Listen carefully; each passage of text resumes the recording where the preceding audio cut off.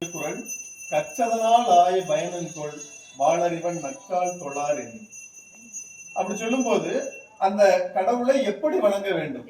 அன்னைக்கு சைவ சமயத்தை சேர்ந்த சிவனடியார்கள் வந்து எப்படி வணங்கினார்? எத்துயரம் செய்திடினும் தார்வேந்தன் போனோக்கி வாழும் குடி போன்று இருந்தேன். இன்னைக்கு வந்து அரசர்கள் இல்ல இன்னைக்கு ஆட்சியாளர்கள் இருக்காங்க அப்படின்னா அவங்க வந்து ஒரு நமக்கு தகாத ஒரு செய்தால் கூட நாம வந்து அவங்ககிட்ட இருந்து ஏதாவது பெற்றுக்கொள்ள மாட்டோமா அப்படின்னு சொல்லி நம்ம இருக்கிறோம். இதுதான் என்னைக்குமே அரசர்களுக்கும் மக்களுக்குமான ஒரு நியதி. இப்படிப்பட்ட ஒரு சூழல்ல நான் உன்னிட்ட அதே மாதிரி வந்திருக்கிறேன். நீ எனக்கு துன்பத்தையே கொடுத்தாலும் சரி, கண்டிப்பா உன் பக்கத்துல வந்து உன்னுடைய திருவடிகளை நான் வணங்கித்தான் ஆவேன் அப்படின்னு சொல்லி சொல்லும்போது கடவுள் வந்து ஆசை வழங்காம இருப்பாரா? அப்ப காலையில எந்திரிச்சோட போய் நீ எந்த கடவுளை வணங்குறியோ முதல்ல கடவுளின் நமனில்லை நானாமே சென்றே புகுங்கதி இல்லை எனும் சித்தத்து நின்றே நிலை பெற நீர் நினைந்து உய்மினே அப்படின்னு சொல்லிட்டு ஒன்றே குலம் ஒருவனே தேவை. நீ வந்து நீ எந்த கடவுளை வணங்குறியோ அந்த கடவுளை வணங்கு, ஆனா அந்த கடவுளை உளமாற வணங்கு. அதுதான் முக்கியம். ஏன்னா கடவுள் பக்கம் நம்ம சாயிரோம் அப்படின்னா கண்டிப்பா நம்முடைய மனசு வந்து என்னைக்குமே ஒரு தவறான வழிக்கு போகவே போகாது. அதனால அப்படி செய்யுங்க அப்படின்னு சொல்லிட்டு ஒரு கடவுள் பக்தியை சொல்றதுக்கு அதை சொல்லுவேன். அதுக்கப்புறம் அதுலயே அந்த படம் அந்த கடவுளையுமே நம்ம எப்படி வணங்குறோம், அதுல இன்னொரு பக்கமும் இருக்கு.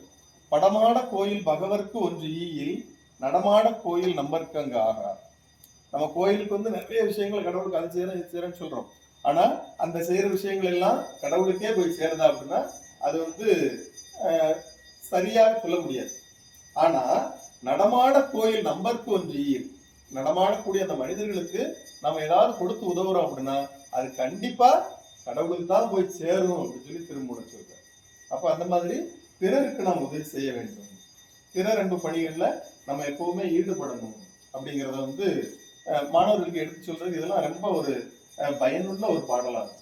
அதே போல இந்த மனித வாழ்க்கை அப்படிங்கும் போது துறவரம் இல்லறம் இந்த ரெண்டு நிலை அப்படிங்கும் போது இல்லறம் அப்படின்னா அந்த இல்லறத்துல ஒரு மனிதன் எப்படி வாழணும் அதுக்கு வந்து திருவள்ளுவரே அவருடைய அந்த திருக்குறள் அதிகாரங்கள்ல ரொம்ப அழகா அதை வரிசைப்படுத்தி வச்சிருப்பாரு. ஒரு இல்லற கடமைகளாகவே திருவள்ளுவர் வந்து சொல்லாம சொல்லி அந்த அதிகாரம் வச்சிருப்பார். அடுத்ததாக இனியவை கூறல், அதனை தொடர்ந்து செய் நன்றி அறிதல். இந்த அதிகாரங்கள் உள்ள ஒவ்வொரு திருக்குறளையுமே நம்ம எடுத்து வாசித்து பார்த்தோம் அப்படின்னா இதன்படி நம்ம கண்டிப்பா நடந்தே ஆகணும். நடந்தோம் அப்படின்னா நம்ம வந்து நம்முடைய வாழ்க்கையிலிருந்து நெறிதவறி போக வாய்ப்பே கிடையாது. அப்படிப்பட்ட அந்த திருக்குறள் அதிகாரங்கள். அதே போல அன்பும் அரணும் உடைத்த அந்த இல்வாழ்க்கையில் முதல் திருக்குறள் அதான் சொல்லுவாங்க. அன்பும் அரணும் உடைத்தாயின் இல்வாழ்க்கை பண்பும் பயனும் அது. இந்த இல்வாழ்க்கை இதுக்கு மண்ணுயிர்க்கெல்லாம் உண்டியும் உடையும் உறையுளும் அல்லது கண்டது. அதாவது இந்த உணவு உடை உறைவிடங்கள் அவர் மறைவுக்கு பின்னால அவருடைய புதல்வியர் 2 பேர் இருக்காங்க, அங்கவை சங்கவை. அவங்க வந்து கபிலருடைய பாதுகாப்புல வளர்றாங்க. அப்ப அப்படி இருக்கும்போது அவங்க என்ன நிலைமையில இருக்காங்க அப்படிங்கிறது தெரியாம ஒரு புலவர் வந்துட்டாரு. வந்து அவர் வந்து அவங்கள்ட்ட கேட்கிறாரு. கேட்கும்போது அவங்களுக்கு இல்லைன்னு சொல்ல முடியல. அப்ப அவங்க என்ன சொல்றாங்க, அந்த நேரம் வந்து கடுமையான பஞ்சம், உணவும் கொடுக்க முடியல. அப்ப அந்த நீர் உலையில அவங்க வந்து பொன்னாளான அந்த அணிகலன்களை போட்டு அதை கொடுத்ததா ஒரு பாடம். மாறியொன்று இன்றி வறந்திருந்த காலத்தும் பாரி மடமகள் பான் மகற்கு நீர் உலையுள் பொன் திறந்து கொண்டு புகாவாக நல்கினாள். ஒன்றுரா முன்றிலோ இல்லை. ஒன்னும் இல்லாத வீடுன்னு எதுவுமே கிடையாது. நம்ம மனசுதான். நம்ம வந்து நினைச்சோம் அப்படின்னா கண்டிப்பா அதுல இருந்து கொடுக்க முடியும். அப்படிலாம் கொடுக்க முடியுமா அப்படின்னா விதைக்காக வச்சிருந்த நெல்லை கூட போய் குத்தி வந்தவர்களுக்கு விருந்து அளித்திருக்கிறார்கள்.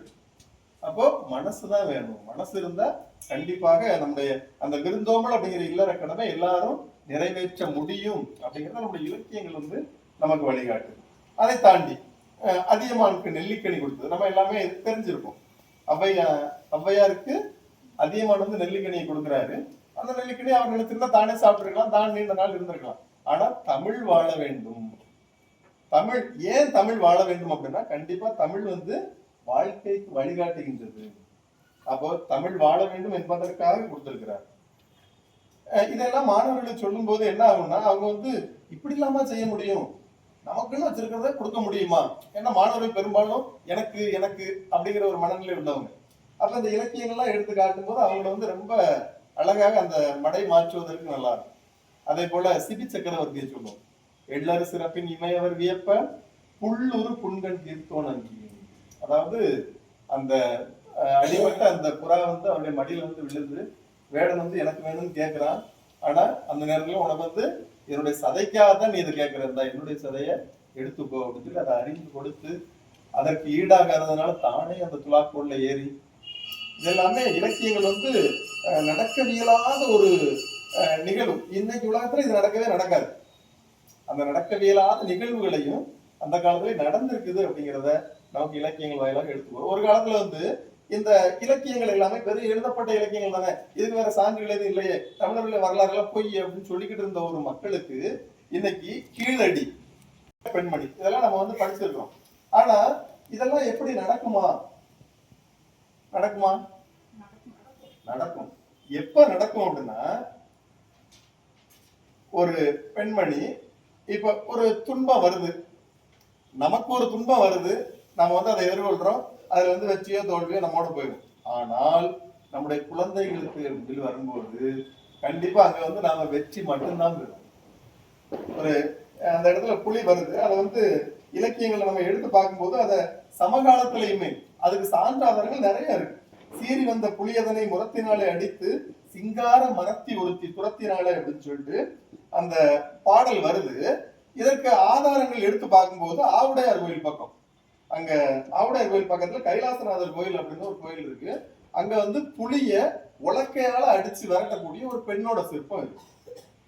அப்ப இன்னும் தாண்டி போகும்போது இதெல்லாம் சிற்பங்கள் அந்த காலத்துல வச்சிருப்பாங்க, அது நடக்கவும் செய்யலாம் நடக்காமல் இருந்திருக்கலாமே அப்படின்னு சொல்லி சொல்லும் போது 2018 வருஷம் மே மாசம் 25ஆம் தேதி சாயங்காலம் 6:30 மணிக்கு வால்பாறை டீ எஸ்டேட், அங்க அந்த எஸ்டேட்ல வந்து அங்க உள்ள அந்த விறகுகள்லாம் எடுத்து உள்ள அடுக்குறாங்க. எதுக்காகனா அந்த பனி நேரங்கள்ல ஈரமாயிரும், மறுநாள் வந்து பயன்படுத்த முடியாது அப்படின்னு சொல்லி அடுக்கிட்டு இருக்கும்போது அந்த பக்கம் இருந்து ஒரு சிறுத்தை ஒண்ணு, ஒரு மகள் வந்து பள்ளி படிக்கக்கூடிய ஒரு மகள், அவ வந்து கட்டையை எடுத்து கொடுத்துக்கிட்டு இருக்கிறா, தாய் வந்து வாங்கி உள்ள அடுக்கிட்டு இருக்கிறா. அந்த நேரம் வந்து அந்த சிறுத்தை வந்து என்ன செய்யுதுன்னா அந்த குழந்தைய அப்படியே கம்பிட்டு ஓடிடுது. அப்போ அந்த பெண்மணி என்ன செய்யறா அப்படின்னா, அவளால தூக்க முடியாத கட்டாது, ஆனா அதை தூக்கிக்கிட்டு ஒரு 10 அடி தூரம் ஓடி அந்த சிறுத்தையோட முதுகுல ஒரே அடிச்ச உடனே சிறுத்தை அந்த குழந்தையை போட்டு ஓடிடுது. அப்புறம் அந்த குழந்தைய எடுத்து கொண்டு போய் மருத்துவமனையில் சேர்க்கிறாங்க. அதுக்கப்புறம் அந்த குழந்தை வந்து அப்படி கொஞ்சம் கொஞ்சமா சரியாகுது. அந்த அந்த பெண்மணிக்கு வந்து அந்த குழந்தையோட பேர் வந்து சத்யா. சாதாரணமா ஒரு சிறுத்தை அப்படின்னா எல்லாருமே பயந்து ஓடத்தான் செய்யும். ஆனா அங்க நிக்கிறது வந்து தன்னுடைய குழந்தை, தன்னுடைய மகள் அப்படிங்கும் போது என் உயிர் போனாலும் பரவாயில்ல, கண்டிப்பா என்னுடைய குழந்தைய நான் காப்பாற்றி ஆவேன் அப்படின்னு சொல்லும்போது அங்கதான் வீரம் ஊற்றெடுக்கும். வீரம் வந்து ரொம்ப எளிதாக வந்துடுற. இதே மாதிரி இதுக்கு இன்னும் சான்று ஆதாரங்கள் நம்ம எடுத்து பார்க்கிறோம் அப்படின்னா நிறைய வந்துகிட்டே இருக்கு. வங்கதேசத்துல நஸ்மா அக்தர் அப்படின்ட்டு ஒரு பெண்மணி, அவங்க வந்து என்ன செய்யறாங்கன்னா ரால் பிடிச்சிட்டு இருக்கிறாங்க. அந்த நேரம் பார்த்து அங்க வந்து ஒரு புலி ஒண்ணு வந்துருக்கு. வந்த உடனே அவங்க அந்த படகுல இருந்த அந்த துடுப்பு எடுத்து அடிச்சு அதை விரட்டுறாங்க. இப்படி எல்லாம் செய்யும் போது நம்ம நம்ம வீர பெண்மணி முரத்தால் அடித்து விரட்ட முடிந்திருக்குமா? முடியாதா? கண்டிப்பாக முடிந்திருக்கும். அப்ப எல்லாமே இன்னைக்கு இலக்கியங்கள் எல்லாமே இன்னைக்கு சமகாலத்துல வந்து நம்ம அதை வந்து வரலாறுகளாக மாறிக்கொண்டிருக்கிறது. இன்னும் அதை தாண்டி தொழில் சான்றுகளும் அதை நிரூபித்துக் கொண்டிருக்கிறது. சூழல்ல வந்து நம்ம இதெல்லாம் எடுத்து சொல்ல முடியுது மாணவர்களுக்கு. அப்ப இது அதுக்கப்புறம் இன்னும் நிறைய காட்சிகள், ஒரு வீர, அதாவது சங்க காலத்தை பொறுத்த வரைக்கும் எப்படி அறம் ஒரு பக்கம் வலிமையாக இருந்ததோ அதே போல இன்னொரு பக்கம் வீரம் அப்படிங்கும்போது முதல் நாள் போரில் தந்தை இழந்தால், மறுநாள் போரில் கணவனை இழக்கிறாள், 3ஆம் நாள் போரில் தன்னுடைய ஒரே மகனை கூட அனுப்புகிறாள். அப்படின்னா அப்படிப்பட்ட வீர தாய்மார்கள் அன்றும் இருந்தார்கள், இன்றும் இருந்து கொண்டுதான் இருக்கின்றார்கள். நம்முடைய நாட்டை பாதுகாக்க கண்டிப்பாக நீ செல்ல வேண்டும் அப்படின்னு சொல்லி இன்னும் சொல்லிக்கொண்டே இருக்கத்தான் சொல்லும் போது இவங்க 2 பேரும் என்ன சொல்றாங்க, இவங்க காதலர்களா, இவ வந்து ஒரு காதலிக்கிறா, காதலர்களா இருக்கும்போது அந்த இடம் வேண்டாம், அவன் என்னுடைய தங்கைன்னு சொன்னாங்க. இதெல்லாம் அந்த இலக்கியம் காட்டக்கூடிய அந்த சின்ன சின்ன நுண்மையான விஷயங்கள். இதெல்லாமே நம்ம வந்து அதை கற்றுக்கொள்ளும் போது அந்த இலக்கியங்கள்ல இவ்வளவு சொல்லப்பட்டிருக்கா அப்படின்னு. அதே போல நான் ரொம்ப ஒரு வியந்த ஒரு திருக்குறள் அதிகாரம் புலவி நுணுக்கம். நம்முடைய வீடுகளில் வந்து பெரும்பாலும் பார்த்தோம் அப்படின்னா கணவன் மனைவி சண்டைகள் வந்து சந்தேகத்துல ஆரம்பிக்கும். இதுல கலிங்கத்து பரணியில ஒரு அழகான ஒரு பாடல். தன் கொழுநன் உடலை மண்மகள் தழுவா முன்னம் தன்னுடலால் தாங்குவானை காண்மீன் காண்மீன் விண்மகளிர் தன் கொழுநன் உயிர் புணரா முன்னம் தன் ஆவி ஒக்க விடுவாளை காண்மீன் காண்மீன். ரொம்ப ஒரு அருமையான பாடல்.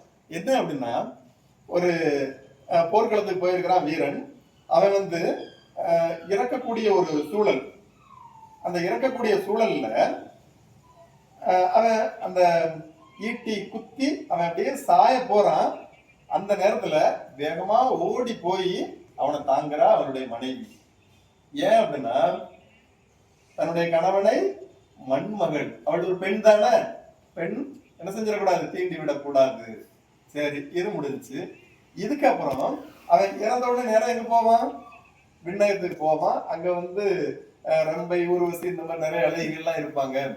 அப்போ விண்மகளிர் அங்க போய் அவன் வந்து என்ன செஞ்சிடக்கூடாது, அந்த பெண்களை தீண்டிடக்கூடாது அப்படிங்கிறதுக்காக இவ இறந்து அங்க போயிட்டா அப்படிங்கிறது ரொம்ப அழகா சொல்லியிருப்பாங்க.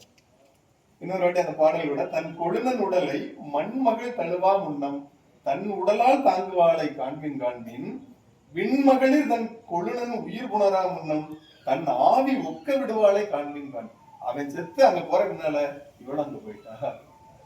ரொம்ப கஷ்டம். அப்போ அந்த இன்னொன்னு எங்க வீட்டுலாம் ஒரு சில நேரம் நடக்கும். அதாவது சந்தேகங்கள் நிறைய. அப்ப நம்ம வந்து தொடர்ந்து நம்மளை நிரூபிச்சுக்கிட்டே இருக்கணும். பெரும்பாலான இடங்கள்ல நடக்கும். அத திருவள்ளுவர் அந்த ஒரு அதிகார முழுசாவே எழுதியிருக்கிறாரு. அதை பார்க்கும்போது எனக்கு ரொம்ப வியப்பா இருந்துச்சு. புலவி நுணுக்கம் அப்படிங்கிற அதிகாரம், முதல் திருக்குறள். பெண்ணியலார் எல்லாரும் கண்ணின் பொது உண்பர் நன்னேன் பரத்த நின்மார்பு. அதாவது நான் கூட வந்து என்ன செய்ய மாட்டேன், உன் கூட சேர மாட்டேன். ஏன் அப்படின்னா, பெண் எல்லா பெண்களுக்கு முன்னால நின்று நீ உன்னுடைய வீர வீர சாகசத்தெல்லாம் செய்வீங்கள, எல்லாரும் உன்னை பாக்குறாங்கல்ல, போடா அப்படின்னு அதுக்கு ஒரு சண்டை. அதாவது ஊழல், ஊழலுக்கு அப்புறம் வந்து கூடல் அப்படிங்கிறது நம்முடைய இலக்கிய நியதி. இந்த ஊழல் அது சண்டை வருது. அதுக்கப்புறம் ரெண்டாவது, ஊடி இருந்தே மா தும்மினார் யாம் தம்மை நீடு வாழ்கென்பா கரிந்து. அதாவது இவ வந்து எப்பவுமே நம்ம திட்டிக்கிட்டே இருக்காளே, அப்ப வந்து என்ன செய்யட்டும், நம்மள வந்து வாழ்த்தட்டும் அப்படின்னு சொல்லிட்டு ஒரு தும்முவான். ஒரு தீயை காட்டிய சூடிநீர் என்று. அதாவது இவன் வந்து ஒரு சாதாரண செடிகள்ல பூக்கக்கூடிய ஒரு அழகிய மலர் கூட அவன் சூடல. அது வந்து மரங்கள்ல பூக்கக்கூடிய மலர் தான் அவன் சூடிட்டு வந்திருக்கிறான். ஆனாலும் அவன் என்ன சொல்றா, நீ வந்து வேற யாரையோ பாக்குறதுக்கு தான், இன்னொருத்தைய பாக்குறதுக்கு தான் இந்த பூவை சூடிட்டு வந்திருக்க. இதெல்லாம் படிக்க ரொம்ப வியப்பாரு. திருவள்ளுவர் இப்படி எழுதியிருக்கிறாரா, கற்பியல்ல ரொம்ப அழகா எழுதியிருக்கிறார். இதெல்லாம் அடுத்து, யாரினும் காதலம் என்றேனா ஊடினால் யாரினும் யாரினும் என்று. அதாவது என்ன சொல்றான்னா, அவன் வந்து யாரையும் விட, அவன் சொல்றான், அன்பே நான் வந்து யாரையும் விட உன்னே தான் நான் வந்து ரொம்ப அதிகமா அப்படின்னு சொல்லி சொல்றான்ல. சொன்னோட அந்த வார்த்தையை கொடுத்தான், யாரை விட அப்படின்னு. அடுத்து இதெல்லாம் படிக்க ரொம்ப இப்படிலாம் ரொம்ப ஒரு நுணுக்கமா எழுதியிருக்கிறாரு. இம்மை பிறப்பில் பிரியலம் என்றேனா, இந்த பிறப்புல நான் வந்து உன்னைய பிரியவே மாட்டேன் அப்படின்னு சொன்ன உடனே அதுக்கும் கண்ணீரை நீர் கொண்டனர், அதுக்கும் அழுதா. ஏன், அப்ப அடுத்த பிறவில வேற பிரியா. அடுத்து, உள்ளினேன் என்றேன் மற்றன் மறந்தீர் என்னை புல்லால் புலத்த கணல். அதாவது நான் வந்து எப்பவுமே உன்னை தான் நினைச்சுக்கிட்டு இருக்கேன், நினைக்கிறேன்னு சொல்றீல்ல, அப்ப அது முன்னாடி மறந்துருந்தியோ அப்படின்னு கேக்குறாங்க. அடுத்து, வழுத்தினால் தும்மினேனாக அழித்தழுதால் யார் உண்ணி தும்மினீர் என்று. அவ வாழ்த்துவான்னு நினைச்சு நான் தும்முனேன், ஆனா அவ என்ன சொல்றா, யாரோ உன்னை நினைக்காங்க அதான் நீ தும்மிட்டு இருக்கா அப்படின்னு சொல்லி. அடுத்து, தும்மு செருப்ப அழுதால் நுமர் உள்ளல் எம்மை மறைத்தீரோ என்று. அவன் என்ன செய்யறான், மறுபடியும் தும்மல் வருது. அப்ப தும்மல் வந்தா யார் நினைச்சு தும்முறான்னு சொல்றா. சரி அப்படின்னு சொல்லிட்டு தும்மலை அடக்குறான். அப்ப நீ யாரோ உன்னை நினைக்காங்க, அதை வந்து மறைக்கிறதுக்காக தான் நீ என்ன செய்யற, அடக்குற, தும்மலை அடக்குற, தும்மடா அப்படின்னு சொல்லி. அதுக்கப்புறம், தன்னை உணர்த்தினும் காயும் பிறர்க்கு நீர் இந்நீரர் ஆகுதீர் என்று. அதாவது அது வந்து என்ன செய்யறா, நான் வந்து ரொம்ப, அதாவது உன்னை ரொம்ப நேசிக்கிறேன், இந்த உலகத்திலேயே நீ தான் எனக்கு அப்படின்னு சொல்லும்போது இதே மாதிரி நீ எத்தனை பேர் சொல்லியிருக்கா? அடுத்து, நினைத்திருந்து நோக்கினும் காயும் அனைத்து